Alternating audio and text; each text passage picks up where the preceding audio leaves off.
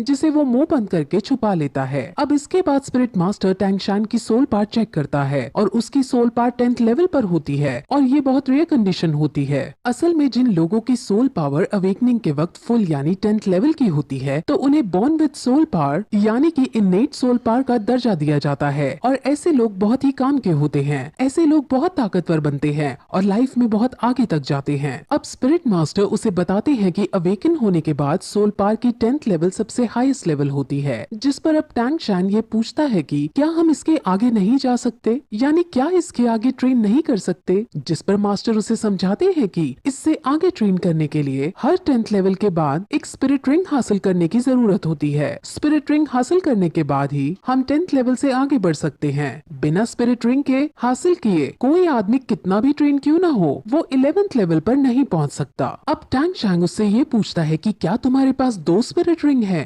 क्योंकि मास्टर की रैंक 26 है और उसे 10th लेवल और 20th लेवल को पार करने के लिए एक स्पिरिट रिंग की जरूरत पड़ी थी। स्पिरिट रिंग्स यूजर को उनकी स्पिरिट सोल के मुताबिक उनको अलग अलग स्पेशल पावर भी देती है। अब ऐसा कहकर वो हॉल से बाहर आ जाते हैं और अब स्पिरिट मास्टर जाने लगते हैं। अब गांव के चीफ और टैंगशान के घर जाते हैं और वहाँ उसके पिता को टैंगशान के पावर्स के बारे में सब कुछ बताते हैं और उसको जीनियस कहकर पुकारते हैं। टैंगशान के पिता का नाम टैंग हाउ है। टैंग हाउ अब अपने बेटे से उसकी स्पिरिट सोल के बारे में पूछता है और उसे अपने बेटे से उसकी स्पिरिट सोल के बारे में पता चलता है जो कि ब्लू सिल्वर ग्रास है। अब ये सुनकर उसका पिता शॉक होता है क्योंकि उसे पता था कि उसके बेटे की स्पिरिट सोल तो क्लियर स्काई हैमर होनी चाहिए। इस लाइन से आप कंफ्यूज ना हो, इसके बारे में डिटेल में आगे बताया जाएगा। अब गांव के चीफ ये चाहते थे कि टैंगशान शहर की एक एकेडमी में जाकर ट्रेनिंग करे, लेकिन टैंग हाउ साफ मना कर देता है। अब क्यों मना किया है ये भी हमें आगे पता चलेगा।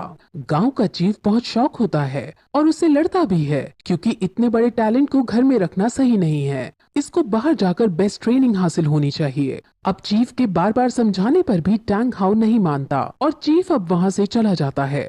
अब टैंग हाउ को ये लगता है कि उसके इस डिसीजन से उसका बेटा नाराज होएगा, लेकिन टैंगशान उसके इस डिसीजन से नाराज होने की बजाय उनकी बातों से संतुष्ट दिखाई देता है और कहता है कि हम एक लोहार की तरह भी अपना गुजारा चला सकते हैं। अब टैंग हाउ निराश होकर बैठ जाता है और वो दुखी होते हुए सभी स्पिरिट मास्टर्स को बेकार बताता है। अब टैंग हाउ टैंगशान से अपनी स्पिरिट सोल को दिखाने को कहता है, जिस पर टैंगशान अपने हाथ से उसे ब्लू सिल्वर ग्रास निकाल कर दिखा देता है और ये देखकर वो बहुत चौंक जाता है। लेकिन तभी टैंगशान उसे अपनी एक और स्पिरिट सोल के बारे में बताता है और अपने दूसरे हाथ से क्लियर स्काई हैमर को बाहर निकालता है। अब ये देखकर टैंग हाउ को कुछ याद आता है कि कैसे कुछ साल पहले वो और उसकी वाइफ कुछ लोगों से बचकर भाग रहे थे और उसकी वाइफ अपने पति और अपने बच्चे को बचाने के लिए खुद को सैक्रिफाइस कर देती है। और अब यहाँ से हमें पता चलता है कि उसकी वाइफ की स्पिरिट सोल भी ब्लू सिल्वर ग्रास होती है। अब फिर टैंग हाउ अपने बेटे की डबल स्पिरिट सोल को देखकर उसे गले लगा लेता है और उसे अब एक बात समझाता है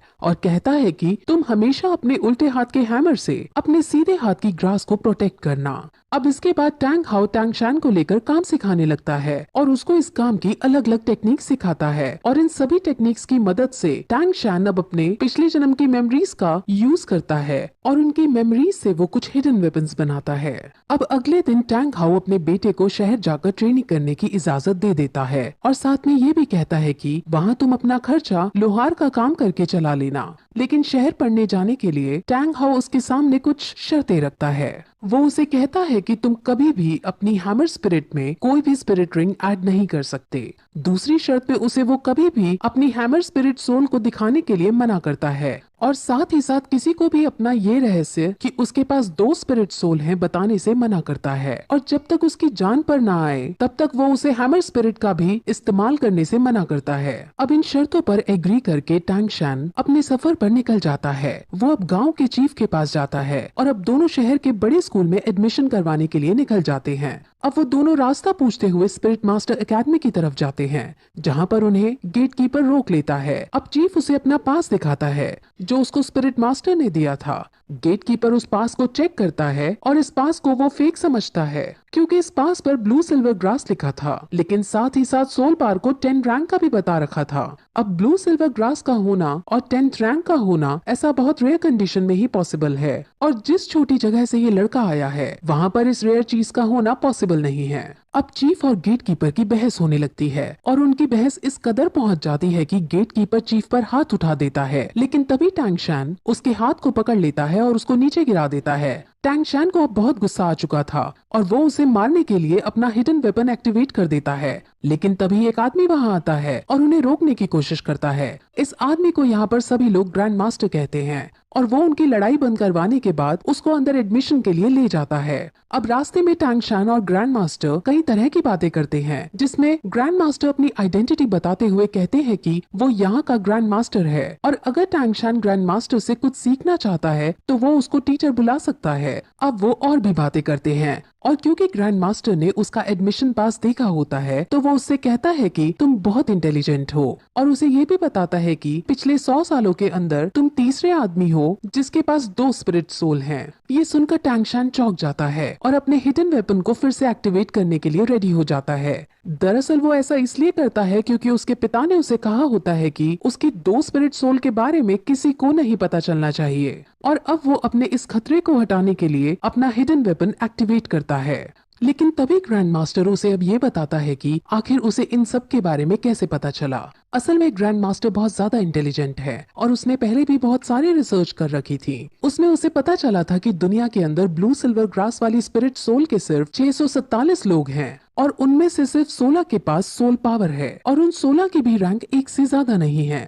सोल पावर हमेशा स्पिरिट सोल की क्वालिटी के प्रोपोर्शन में रहती है, जिस वजह से ब्लू सिल्वर ग्रास की फुल सोल पावर नहीं हो सकती। इसलिए ग्रैंड मास्टर श्योर है कि इसके पास 2 स्पिरिट सोल हैं। अब उनकी ये सब बातें सुनकर टैंग शैन समझ जाता है कि ये ग्रैंड मास्टर बहुत समझदार आदमी है और वो तुरंत उसके सामने झुककर उन्हें अपना गुरु बनने के लिए प्रार्थना करता है और अब ग्रैंड मास्टर उसे अपने डिसाइपल के रूप में एक्सेप्ट कर लेते हैं। अब फिर वो दोनों स्कूल के अंदर प्रिंसिपल के पास जाते हैं और प्रिंसिपल उसका एडमिशन पास देखता है। उसे भी थोड़ा अजीब लगता है कि ये ब्लू सिल्वर ग्रास है लेकिन इसकी सोल पावर फुल है, लेकिन साथ में ग्रैंड मास्टर को देख वो उसको एडमिशन दे देता है। ग्रैंड मास्टर हालांकि यहाँ का कोई टीचर नहीं है, लेकिन प्रिंसिपल और बाकी सब ग्रैंड मास्टर की बहुत इज्जत करते हैं और ग्रैंड मास्टर का रुतबा पूरे शहर के अंदर है। अब टैंग शैन को हॉस्टल 7 अलॉट किया जाता है और अब वो अपने हॉस्टल के अंदर जाने लगता है। जैसे ही वो अपने हॉस्टल का गेट खोलता है वैसे ही वहाँ एक बच्चा उस पर अटैक कर देता है। टैंग शैन उस बच्चे से लड़ता है और दोनों के बीच फाइट होने लगती है।